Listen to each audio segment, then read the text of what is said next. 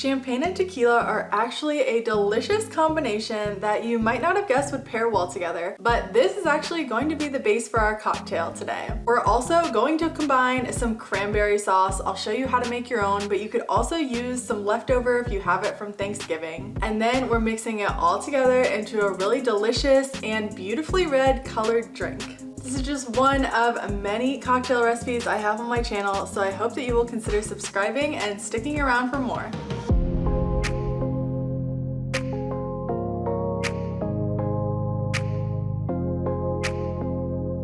The first step to making this cocktail is making the cranberry sauce. We're adding half a cup of fresh cranberries, 1/4 cup of granulated sugar, along with 2 tablespoons of orange peel and the juice of the whole orange. We also need 2 tablespoons of water to thin everything out, and then you're gonna place that on the stove and cook it over medium heat. You're gonna stir this often until you see the cranberries start to burst and it turns into a dark red syrup. This usually takes about 5 minutes for the whole process. You can reduce the heat as needed in order to avoid burning the cranberries. Set that to the side and allow the mixture to cool for about 15 minutes. Once that's cooled, you'll get 4 champagne flutes because this drink actually makes 4 cocktails, and you'll layer 1.5 tablespoons of the cooled cranberry sauce into each glass. Then we're topping each glass with 1/2 ounce of orange juice and 1/2 ounce of your favorite Blanco tequila. Then give everything a nice stir to combine it and top each glass with chilled champagne. You can optionally garnish this drink with a few additional fresh cranberries and then some orange wedges.